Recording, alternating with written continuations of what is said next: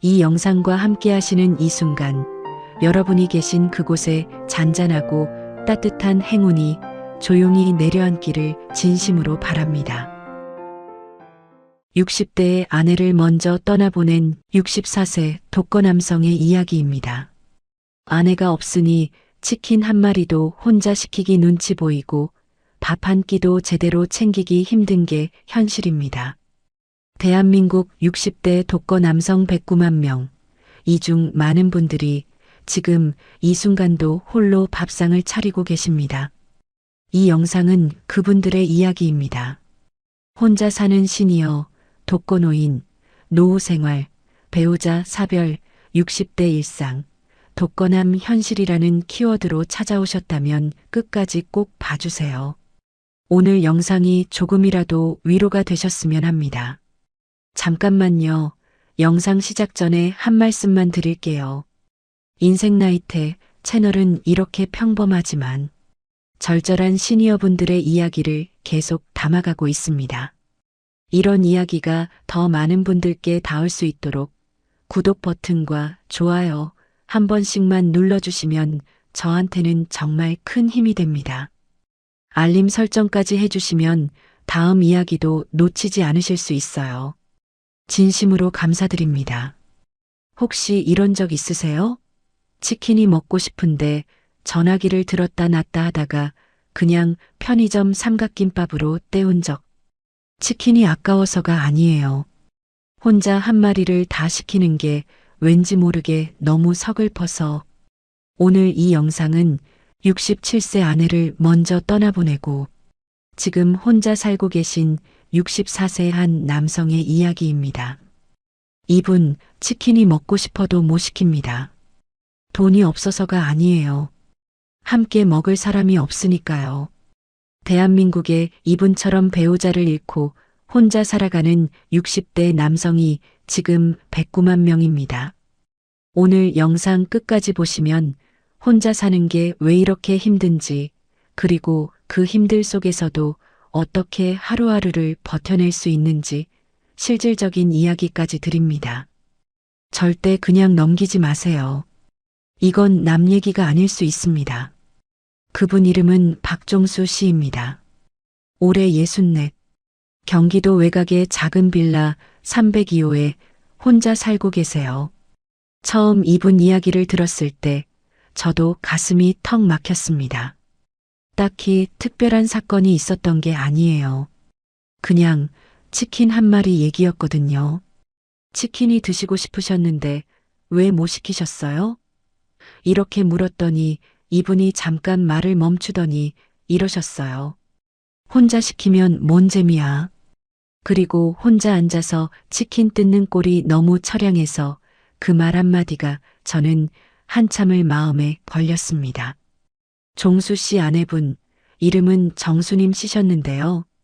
작년 봄에 갑자기 가셨습니다. 67세였어요. 지병도 없으셨고 건강검진도 매년 꼬박꼬박 받으셨는데 어느 날 아침에 갑자기 쓰러지시더니 일주일 뒤에 그냥 그렇게 가셨어요. 종수 씨는 그 일주일 동안 병원을 떠나질 못하셨습니다. 잠도 거의 못 주무시고 복도 의자에서 쪼그리고 앉아 계셨대요. 그러다 아내분이 마지막 숨을 거두던 날 손을 꼭 잡고 계셨는데 아내가 눈을 천천히 감더니 더 이상 손을 쥐어주지 않더라고요. 그 순간을 종수 씨가 저한테 말씀해 주실 때 그분 목소리가 흔들렸습니다. 그때 내가 손을 놓으면 안 될 것 같아서 1시간은 그냥 잡고 있었어. 그냥 말을 못 잇더라고요. 저도 그 자리에서 말이 안 나왔습니다. 37년을 같이 사셨습니다. 27에 만나서 64이 될 때까지요.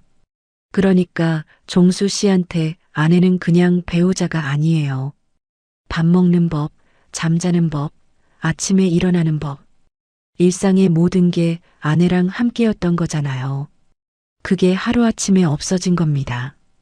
아내분이 돌아가시고 딱 사흘 뒤 장례 다 치르고 집에 돌아오셨는데 집에 들어서자마자 제일 먼저 눈에 들어온 게 뭔 줄 아세요?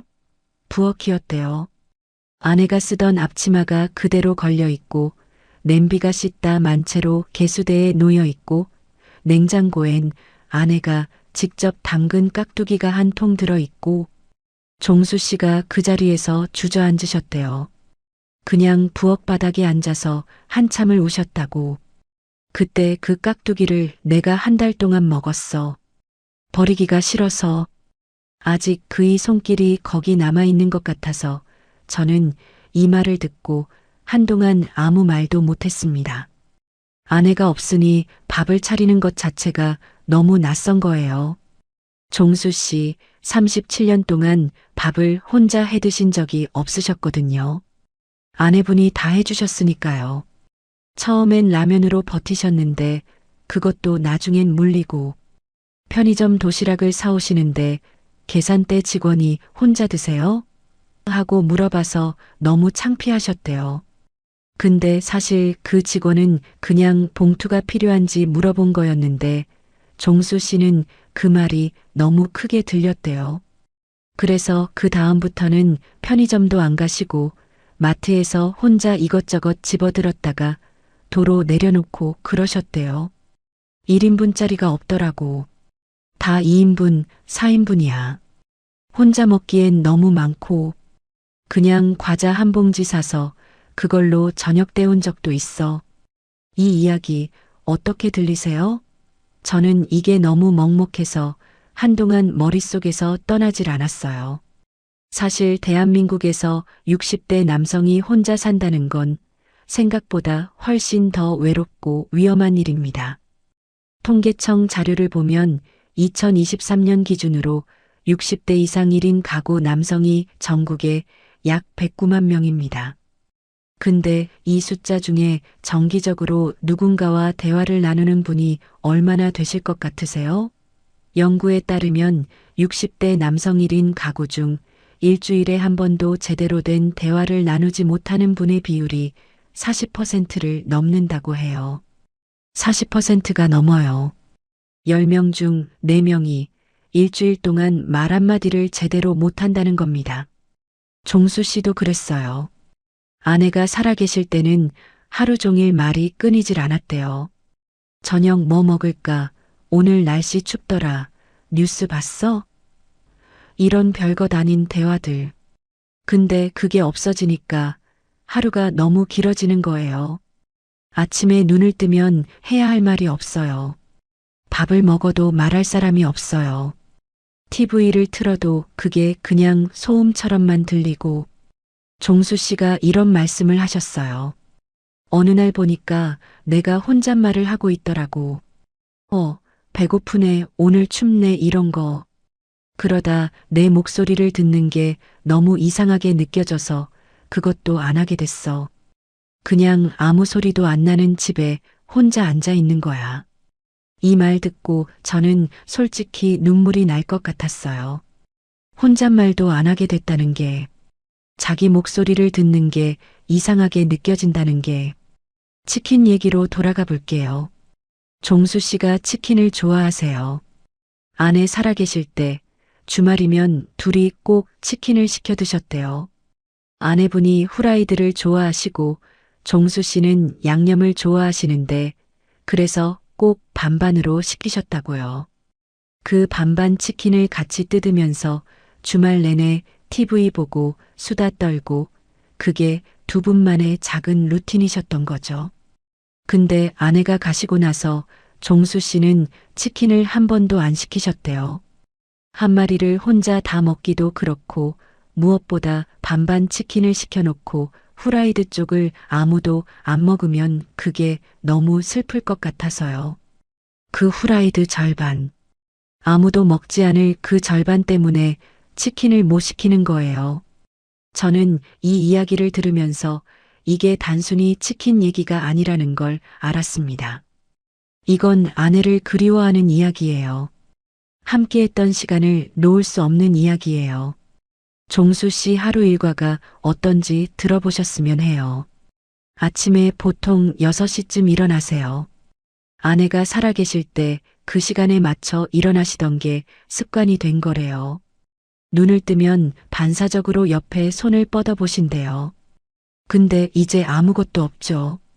차가운 이불만 있고. 그러면 그 손을 그냥 다시 거두고 천장 보면서 한동안 누워 계신대요. 얼른 일어나야지 하는 생각이 드는데 왜 일어나야 하는지가 떠오르질 않는다고요. 해야 할 일이 없으니까요. 아침은 대부분 빵 한 조각이나 시리얼로 때우세요. 밥을 해 먹으려면 쌀을 씻어야 하는데 1인분 쌀을 씻고 솥에 안치는 게 어떻게 보면 번거롭기도 하고 또 혼자 먹을 밥을 그렇게 정성껏 차리는 게 뭔가 더 쓸쓸하게 느껴진다고 하세요. 그러니까 대충 빵 한 조각, 커피 한 잔. 그게 아침이에요. 낮에는 뭘 하시냐고요? 주로 산책을 가세요. 근처 공원을 1시간쯤 걸으시는데 그게 하루 중 유일하게 시간이 빠르게 가는 순간이래요. 걸으면서 아내 생각을 많이 하신대요. 이 길을 그이랑 같이 걸었는데 저 벚꽃 폈을 때 둘이 왔었는데 이런 생각들이 자꾸 올라온대요. 근데 또 그게 슬프기만 한 건 아니래요. 그 기억들이 그래도 위안이 된다고요. 오후에는 TV를 켜놓으세요. 보는 게 아니라 그냥 소리를 듣는 거예요. 집이 너무 조용하면 못 견디겠으니까. 종수 씨가 이런 말씀하셨는데 뉴스 소리든 드라마 소리든 그냥 사람 목소리가 들려야 좀 살 것 같아. 저는 이 말이 오래 마음에 남아요. TV가 외로움을 채워주는 도구가 된 거잖아요. 저녁은 어떻게 드시냐고요? 대부분 대충 드세요. 냉동식품을 전자레인지에 돌리거나 달걀 프라이 하나에 밥. 가끔은 그냥 과자만 드신다고 하셨어요. 밥을 먹어야 할 이유를 잘 모르겠다고 하시더라고요. 배고프니까 먹긴 먹는데 예전처럼 맛있게 먹는 느낌이 없다고. 먹는 게 즐겁질 않아. 예전엔 그이가 이거 맛있지? 내가 잘했지? 하면서 물어보면 그게 그렇게 맛있더니 이젠 아무리 좋은 거 먹어도 그냥 먹는 거야. 제가 이분 집에 잠깐 방문했을 때 얘기해요. 집에 들어서는데 딱 봐도 아내분이 살아계실 때랑 달라진 게 별로 없어 보이더라고요. 화분도 그대로 있고 소파 위엔 아내분이 쓰시던 담요가 접혀 있고 근데 자세히 보면 다 달랐어요. 화분이 말라 있고 담요엔 먼지가 살짝 쌓여 있고 부엌 수납장이 잘 닫히지 않는데 그냥 놔두셨고 아내가 살아계셨으면 절대 그냥 뒀을 리 없는 것들이요. 종수 씨가 그 담요를 가리키시더니 이러셨어요. 세탁하기가 싫어. 세탁하면 그이 냄새가 없어질 것 같아서. 아, 저는 그 말 듣고 가슴이 내려앉는 것 같았습니다. 담요에 아직 아내 냄새가 남아있어서 못 반다는 거잖아요. 아마 이 영상 보시는 분들 중에 비슷한 경험하신 분 계실 거예요. 아내분, 남편분이 쓰시던 물건을 못 치우시는 분들, 그분 옷이 아직 옷장에 그대로 걸려 있는 분들. 저는 그게 이상한 게 아니라고 생각해요. 사람이 37년을 같이 살면 그 사람이 흔적이 곧 내 일상이 되는 거거든요. 그 흔적을 지우는 게 그 사람을 잊는 것처럼 느껴지는 거잖아요. 종수 씨한테 경제적으로는 어떠시냐고 여쭤봤어요. 국민연금을 받으시는데 월 78만 원이에요. 아내분도 연금이 있으셨는데 돌아가시면서 그게 없어졌고요. 두 분이 같이 쓸 때야 78만 원이 그럭저럭 됐는데 혼자 생활하려니 빠듯하대요. 빌라 월세가 38만 원이거든요. 거기서 관리비, 공과금 빼면 남는 게 얼마 안 돼요. 식비를 아끼셔야 하는데 근데 또 혼자라 음식을 해먹기도 뭐하고 그러다 보니 식사를 제대로 못 챙기시는 날이 많아요. 치킨 한 마리가 요즘 얼마 하죠? 배달료 포함하면 3만 원 가까이 하잖아요. 종수 씨 한 달 식비로 쓰실 수 있는 돈이 많지 않으시니까 3만 원짜리 치킨 한 마리가 사실 부담이에요. 근데 그게 전부가 아니에요. 아까 말씀드렸잖아요. 돈 문제만도 아니라고요. 혼자 시키는 그 치킨이 가져올 쓸쓸함이 더 무서운 거예요. 이게 대한민국 독거 남성 시니어의 현실이에요. 경제적인 어려움과 정서적인 고립이 동시에 오는 거예요. 그리고 두 개가 서로 얽혀서 서로를 더 악화시키거든요. 보건복지부 자료에 따르면 배우자를 잃은 60대 이상 남성의 경우 사별 이후 1년 이내에 건강이 급격히 나빠지는 경우가 여성의 약 5.3배에 달한다고 합니다. 왜 그럴까요? 남성 시니어분들은 대부분 아내가 돌아가시면 밥을 챙겨주는 사람도 병원에 같이 가줄 사람도 아픈 걸 알아채주는 사람도 한꺼번에 사라지거든요. 여성분들은 딸이나 며느리 아니면 친구들이 챙겨주는 경우가 많은데 남성 시니어분들은 그런 사회적 연결망이 상대적으로 훨씬 얇아요. 종수 씨한테도 그랬어요. 자녀분이 있으시긴 한데 아들 하나가 서울에 살고 있는데 직장 다니고 아이들 키우느라 바쁘거든요. 한 달에 한 번 정도 연락은 오는데 그것도 짧게 잘 지내시죠? 그 정도. 종수 씨가 이러셨어요. 아들한테 뭐 힘들다고 말하기가 싫어. 걔도 자기 사느라 바쁜데. 그리고 내가 힘들다 하면 걔가 또 죄책감 느낄 것 같고. 그래서 아들한테도 괜찮다고만 하신대요. 안 괜찮으면서.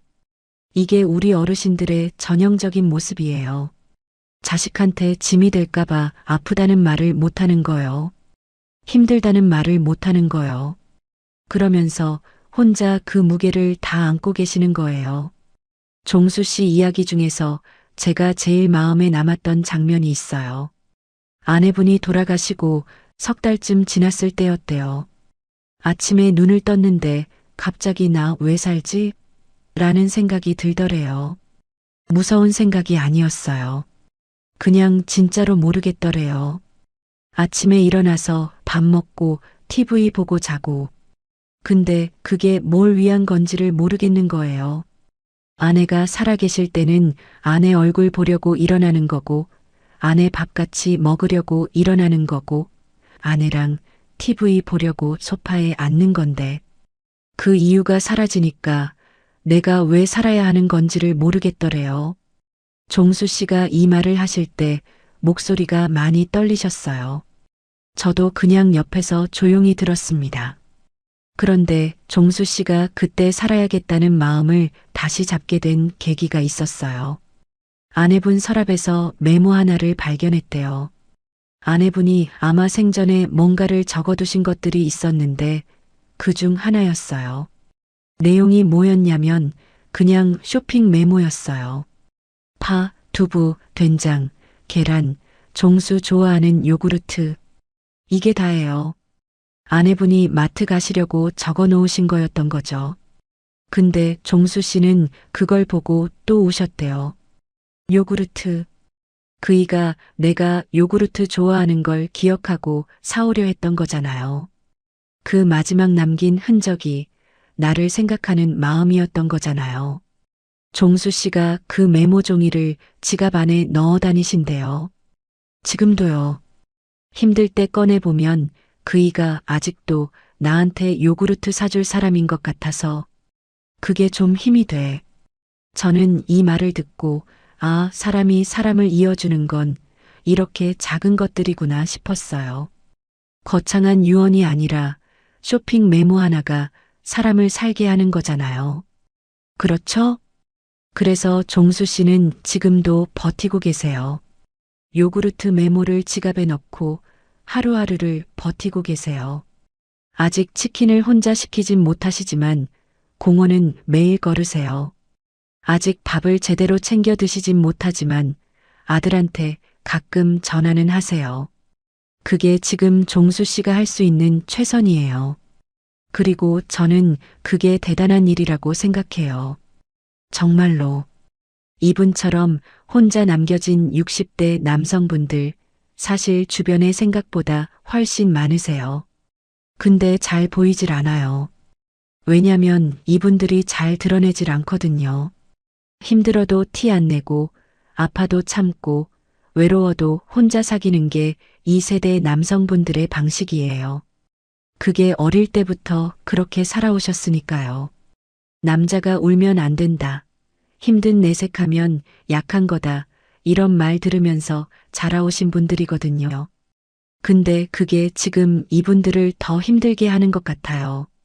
힘들다고 말을 못하니까 도움도 못 받고, 도움을 못 받으니까 더 고립되고, 그 악순환이 반복되는 거거든요.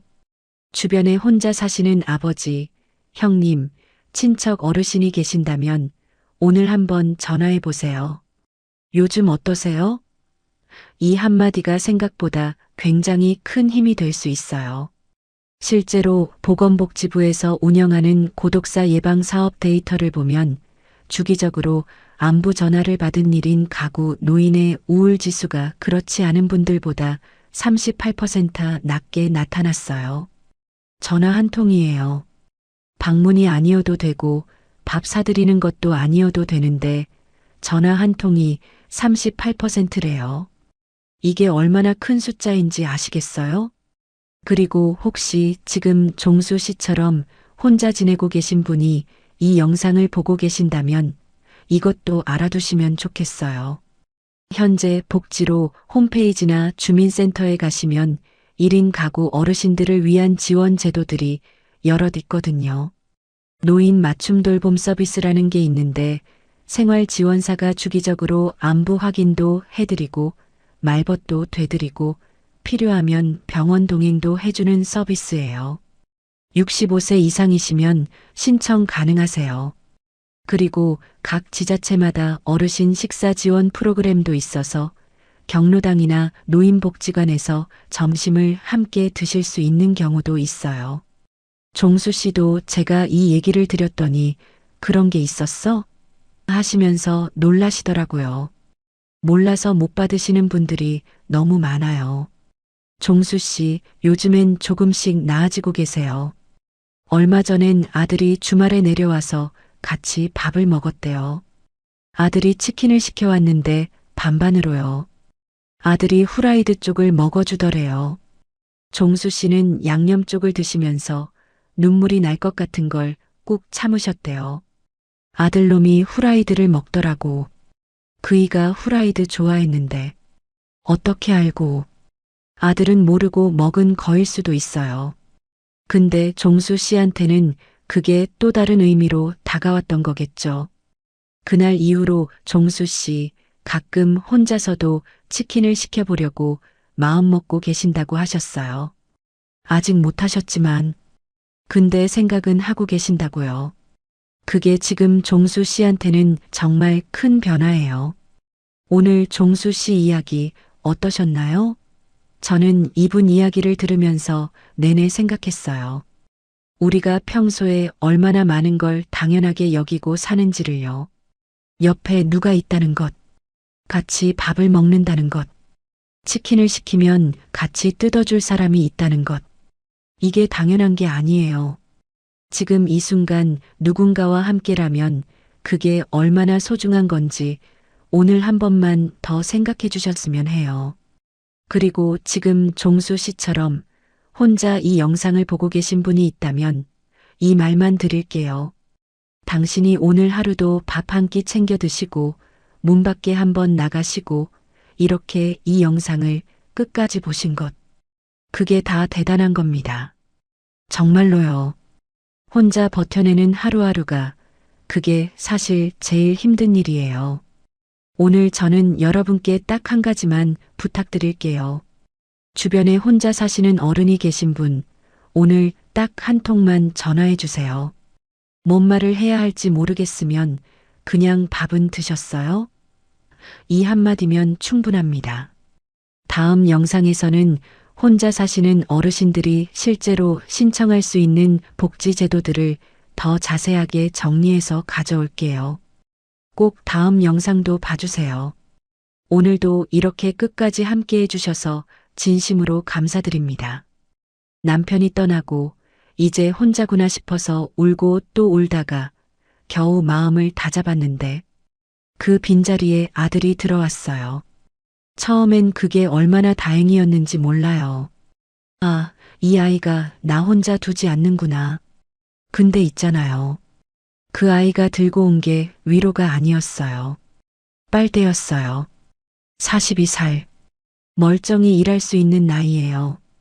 근데 5년째 제 연금에, 제 퇴직금에, 남편이 남겨준 보험금에 빨대를 꽂고 있어요. 처음에 100만 원, 그 다음엔 200만 원, 어느 날은 전세 보증금까지 건드렸어요. 저 지금 통장에 37만 원 있어요. 이 영상 끝까지 보셔야 해요. 저처럼 아이한테 노후가 통째로 무너지고 있는 분들, 지금 이 순간에도 혼자서 꾹꾹 참고 계신 분들, 오늘 이 영상에서 그 이유와 탈출구를 같이 찾아볼 거예요. 후반부에는 지금 당장 쓸 수 있는 현실적인 방법까지 알려드릴 거니까 절대 중간에 끄시면 안 돼요. 그리고 혹시 저희 채널이 오늘 처음이신 분들, 이런 이야기를 같이 나눌 공간이 필요하셨다면 구독 버튼 눌러주시고 알림까지 설정해 두시면 정말 힘이 됩니다. 진심으로요. 제 이름은 김순자예요. 올해 66이고요. 경기도 수원에서 작은 빌라에 혼자 살고 있어요. 남편이 간 게 5년 전이에요. 뇌졸중이었어요. 아침에 밥 먹다가 갑자기 쓰러지더니 사흘을 못 넘기고 가더라고요. 그때 제 나이가 61였으니까 아직 많이 젊었죠. 근데 남편이 그렇게 갑자기 가고 나니까 세상이 다 끊긴 것 같았어요. 아침에 눈을 뜨는 게 무서울 정도였으니까요. 그때 아들이 왔어요. 큰아들이요. 42살, 이름은 민준이에요. 결혼을 한 번 했다가 3년 만에 이혼을 했고 그때부터 월세 원룸에서 혼자 살고 있었어요. 직장은 있었어요. 그래도 중견기업이라고 다니던 데가 있었거든요. 근데 아버지 돌아가시고 나서 한두 달 뒤에 갑자기 나타나더니 엄마 나 잠깐만 같이 있으면 안 되겠냐고 하더라고요. 저는 그게 얼마나 반가웠는지 몰라요. 혼자 있기가 너무 무서웠거든요. 밤마다 남편 생각에 잠을 못 자고 밥도 잘 못 먹고 몸도 막 이상해지고 있었을 때였거든요. 그러니까 아들이 온다고 하니까 얼마나 좋았겠어요. 그래 와라 와서 같이 있자고 했죠. 그게 시작이었어요. 민준이는 처음에는 정말 잘했어요. 밥도 같이 먹고 장도 봐주고 가끔은 청소도 도와줬어요. 그때만 해도 저는 이 아이가 나를 걱정해서 온 줄 알았어요. 근데 한 달이 지나고 두 달이 지나면서 조금씩 이상한 낌새가 생기기 시작했어요. 어느 날 아침이었어요. 민준이가 밥 먹다가 슬쩍 얘기를 꺼내더라고요. 엄마, 나 이번 달에 카드값이 좀 많이 나왔어. 300만 원만 빌려주면 안 될까? 다음 달에 꼭 갚을게. 저는 그때 뭔가 이상하다 싶었는데 그래도 300만 원쯤이야. 빌려주면 갚겠지 싶어서 줬어요. 근데 다음 달이 돼도 갚질 않더라고요. 아무 말이 없어요. 제가 먼저 얘기를 꺼내기도 좀 그렇고 기다리다 보니까 또 한 달이 지났어요. 그 사이에 민준이가 또 돈을 달라고 해요. 이번엔 200만 원. 친구 사업에 잠깐 넣어뒀다가 빼면 된다고. 저는 또 줬어요. 그렇게 주고 또 주고 하다 보니까 1년이 지났을 때는 이미 4천만 원 가까이가 나간 거예요. 제 통장에서요. 그때서야 저도 정신이 번쩍 들었어요. 근데 그게 쉽지가 않아요. 내 자식인데, 그것도 상처받은 자식인데, 돈 얘기를 꺼내면 얼굴이 딱 굳어져요. 엄마 나 믿지 못해? 이 한마디에 저는 또 입을 닫게 되는 거예요. 그게 내 자식에 대한 죄책감이잖아요. 이혼할 때도 못 챙겨줬다. 아버지 돌아가실 때도 이 아이 마음이 많이 힘들었을 거다. 이런 마음들이 쌓여서 결국 또 지갑을 열게 되더라고요. 이런 상황, 저만의 이야기가 아니에요. 통계청이 2023년에 발표한 자료를 보면 대한민국 30대에서 40대 자녀 중에 부모에게 경제적으로 의존하는 비율이 전체의 22%에 달한다고 해요. 5명 중에 1명이 넘는 거예요. 40대 이상도 예외가 아니어서 40살이 넘어서도 부모 지갑에 손을 대는 자녀가 증가하는 추세라고 나와 있어요. 심지어 요즘은 이걸 그냥 캥거루족이라고 부르기도 하잖아요. 어미 캥거루 주머니에서 나올 생각을 안 하는 새끼 캥거루처럼 부모 품을 벗어나지 않는다는 거죠. 근데 이게 단순히 경제적인 문제가 아니에요. 제가 직접 겪어보니까 알아요. 민준이가 처음 제 집에 들어온 지 1년쯤 됐을 때 슬슬 생활 패턴이 바뀌기 시작했어요. 다니던 회사를 그만뒀어요. 이유를 물어보니까 상사가 너무 갑질을 한다고 더 좋은 곳을 알아보겠다고 하더라고요. 저도 억울하지 않냐고 했죠. 그래, 쉬면서 찾아라 했어요. 그게 2년이 갔어요. 취업 준비한다고는 하는데 제 눈에는 낮에 누워 있다가 저녁에 친구들 만나러 나가는 게 전부예요. 가끔 면접을 봤다고는 하는데 연락이 오면 안 맞는다고 하고 안 오면 원래부터 기대 안 했다고 해요. 그 2년 동안 제 통장에서 나간 돈이 또 얼마인지 아세요? 계산해 봤더니 7천만 원이 넘어요. 월 평균으로 따지면 거의 300만 원 가까이가 나간 거예요. 저 그때 국민연금 85만 원이랑 남편 사망보험금으로 받은 거 조금씩 쓰면서 살고 있었거든요. 그 돈에서 민준이 생활비에, 민준이 핸드폰 요금에, 민준이 병원비에, 거기다 가끔 뭐가 필요하다 하면 또 사줬어요.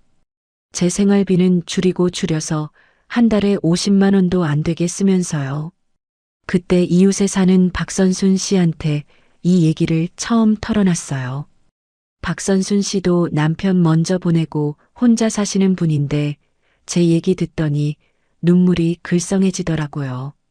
왜냐면 자기도 비슷했거든요. 박선순 씨는 딸이 하나 있어요. 38살인데 결혼은 했어요.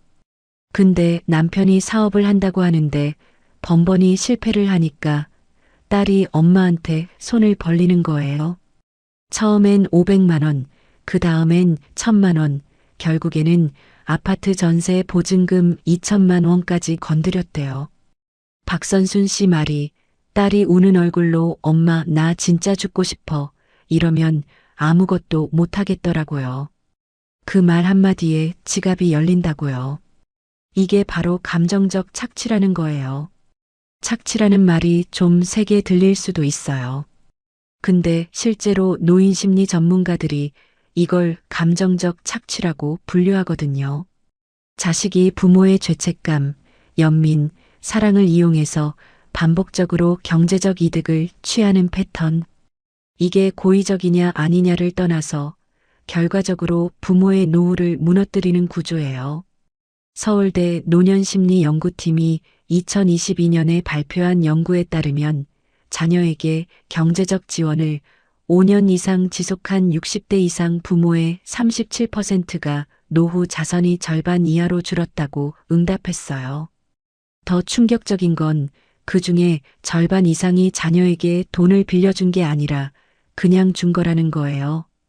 돌려받을 생각조차 못하고요. 저도 그랬어요. 처음에는 빌려준다고 생각했어요. 빌려주면 갚겠지. 근데 5년이 지난 지금 민준이한테 돌아온 돈은 단 한 푼도 없어요. 그 사이에 제 통장에서 나간 돈은 저도 정확히 세기가 무서워요. 작년에 은행 가서 거래 내역 뽑아봤더니 6천만 원이 훌쩍 넘더라고요. 남편이 남겨준 보험금이랑 제 퇴직금을 합쳐서 1억 2천만 원 정도 됐었는데 지금은 3천만 원 남았어요. 5년 사이에 9천만 원이 사라진 거예요. 근데 진짜 문제가 뭔지 아세요? 돈보다도 더 무서운 게 있어요. 그건 자존감이에요. 내 자식한테 계속 이용당하면서 그러면서도 그걸 이용이라고 말 못하고 속으로만 삼키면서 살다 보면 나 자신이 너무 초라해져요.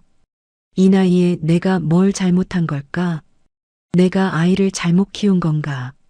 아니면 이게 다 내가 감당해야 하는 팔자인가? 이런 생각들이 밤마다 머릿속을 맴돌아요. 제 친구 정인숙 씨는 이 문제 때문에 우울증 진단까지 받았어요. 정인숙 씨도 아들 둘인데 둘째 아들이 35살인데도 취직을 안 하고 집에 있는 거예요.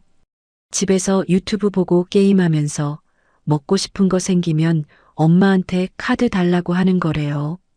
정인숙 씨가 안 된다고 하면 아들이 방문 잠그고 며칠씩 말을 안 해요. 그러면 정인숙 씨가 또 마음이 약해져서 카드 드려 하게 되는 거죠. 이게 반복이 되다 보니까 정인숙 씨는 결국 정신건강의학과를 찾아가게 됐어요. 거기서 의사 선생님이 이렇게 말씀하셨대요.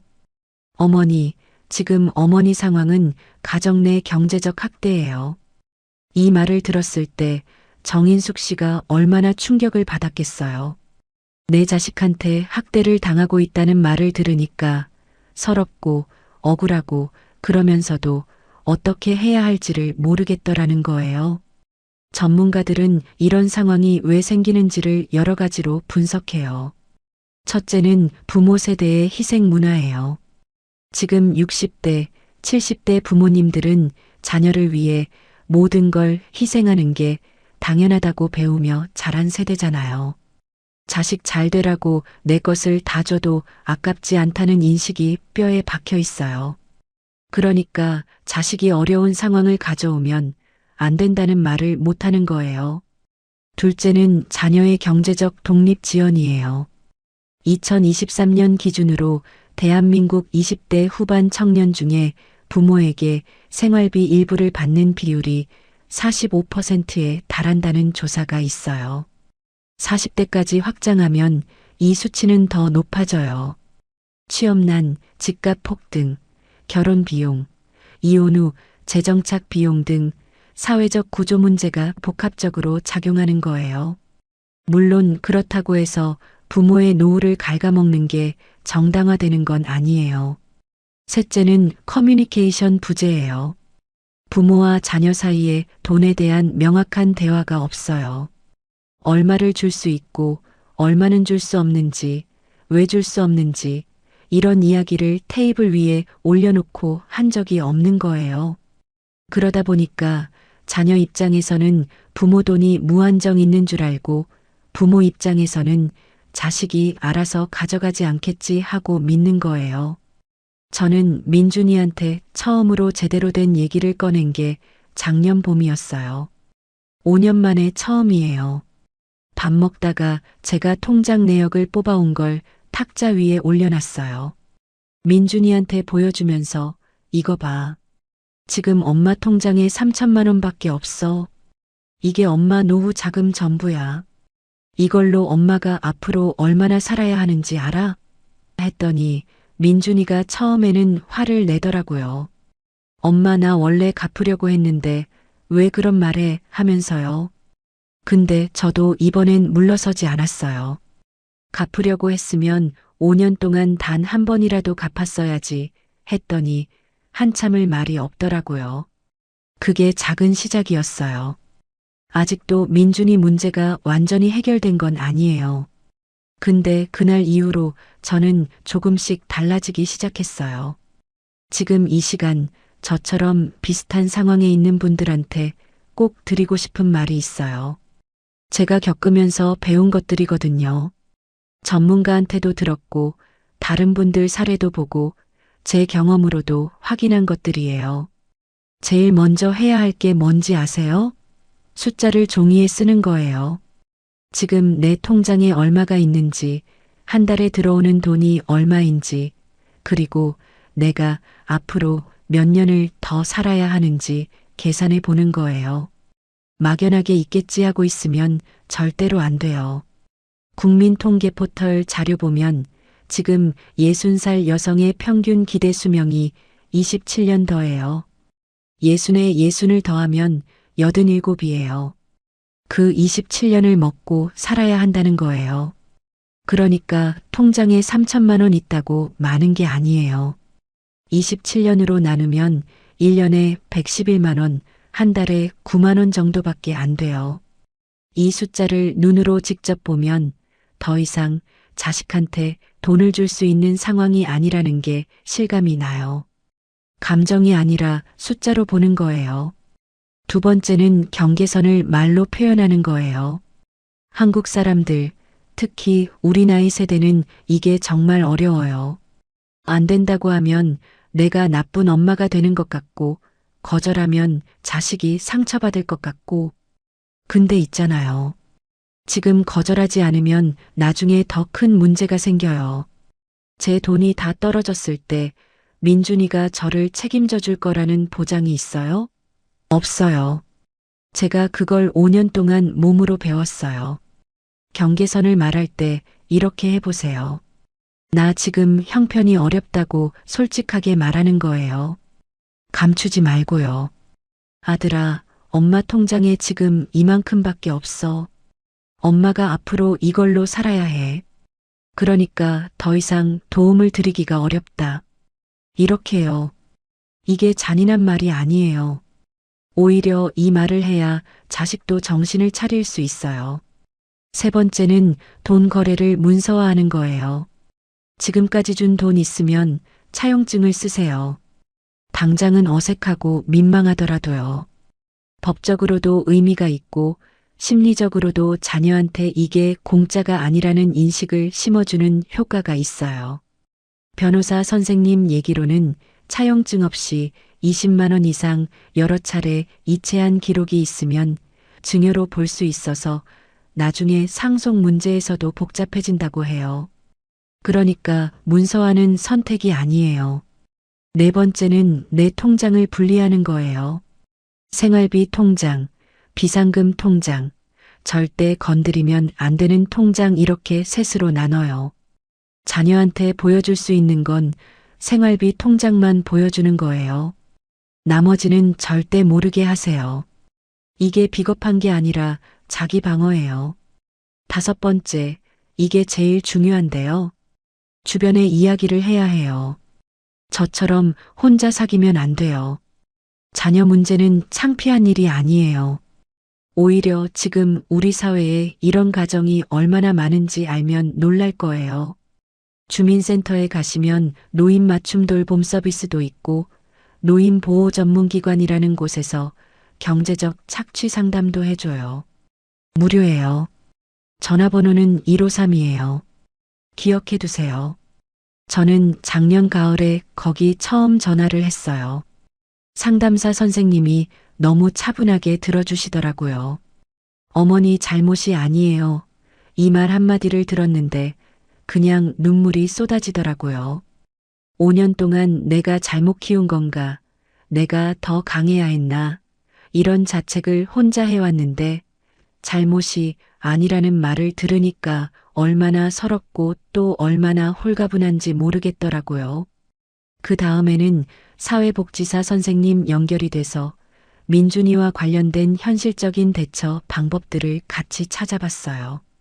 고용복지 플러스 센터를 통해서 민준이가 취업 프로그램에 연결될 수 있도록 했고, 저는 따로 긴급복지 지원 대상 여부 확인도 받아봤어요. 알고 보니 저 같은 상황에 쓸 수 있는 제도들이 생각보다 많더라고요. 제가 또 알게 된 게 있는데요. 성인 자녀한테 계속 돈을 주는 것이 오히려 그 자녀한테 나쁜 거래요. 당연한 말 같지만 직접 겪어보기 전에는 이게 잘 안 느껴져요. 부모가 계속 받쳐주면 자녀 입장에서는 굳이 힘들게 살 필요가 없거든요.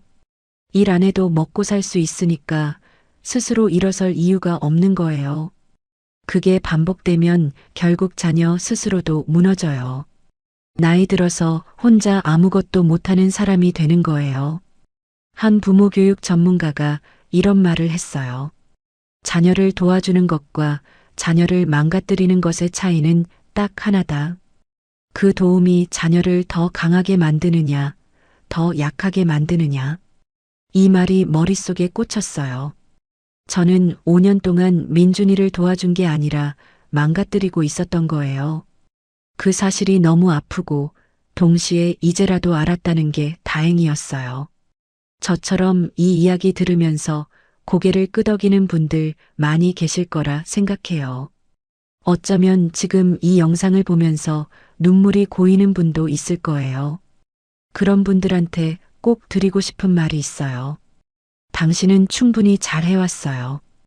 오랜 시간 동안 혼자서 감당해 온 것만으로도 이미 대단한 거예요. 근데 이제는 나를 위할 시간이에요. 자식을 사랑하는 것과 내 노후를 지키는 것이 반대되는 게 아니에요. 내가 건강하고 안정적이어야 자식이 어려울 때 진짜로 도울 수 있어요. 내가 먼저 쓰러지면 아무것도 못해요. 비행기 탈 때 기내 안전방송 들어보셨죠? 산소 마스크가 내려오면 내 것부터 먼저 쓰고 나서 옆 사람을 도우라고 해요. 이게 이기적인 게 아니에요. 이게 진짜로 도움이 되는 방법이에요. 노후도 똑같아요. 내가 먼저 살아야 자식도 도울 수 있어요.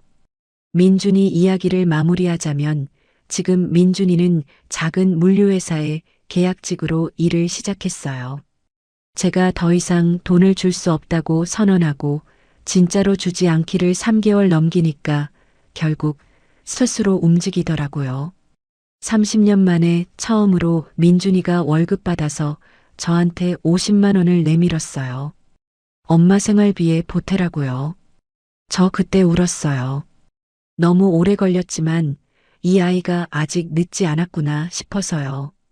이 영상을 보시는 분들 중에 지금 비슷한 상황에 있는 분, 어쩌면 지금 이 순간에도 자녀 통장으로 이체를 하려고 앱을 열어두신 분, 잠깐만요. 한 번만 더 생각해 보세요. 이 돈이 내 노후에 무슨 의미인지, 그리고 이 돈이 내 자녀한테 진짜 도움이 되는 건지. 노인보호 전문기관 상담 전화 153, 고용복지플러스센터, 주민센터 사회복지팀. 혼자 감당하지 마시고 이 세 군데 중 한 곳이라도 오늘 전화해 보세요. 통화 한 번이 인생을 바꿀 수 있어요. 제가 직접 겪었거든요. 오늘 이야기가 어떠셨어요? 무겁고 아픈 이야기인데 그래도 끝까지 함께 해주셔서 진심으로 감사해요. 이 이야기가 남 얘기 같지 않으셨던 분들, 어쩌면 지금 이 순간 가슴 한편이 먹먹하신 분들도 있으셨을 것 같아요. 오늘 제가 드리고 싶은 말은 딱 하나예요. 당신의 노후는 당신 것이에요. 자녀를 위해 살아온 시간이 충분히 길었어요. 이제는 나를 위해 살아도 돼요. 그게 이기적인 게 아니에요. 그게 지혜로운 거예요. 오늘 영상 보시고 나서 딱 한 가지만 해보세요. 지금 내 통장 잔액을 열어보고 종이에 써보는 거예요. 숫자를 눈으로 보는 것만으로도 달라져요. 막연한 불안이 구체적인 계획으로 바뀌거든요. 다음 영상에서는 국민연금만으로 노후를 버티는 분들이 실제로 어떻게 생활을 꾸려가는지, 월 80만 원으로 한 달을 어떻게 나는지 실제 사례를 가지고 나올게요. 그것도 절대 놓치시면 안 돼요. 오늘도 이렇게 함께 해주셔서 정말 고마워요. 이 영상이 한 분이라도 마음속 짐을 조금 내려놓는데 도움이 됐으면 해요. 다음에 또 뵐게요. 건강하게 잘 지내세요.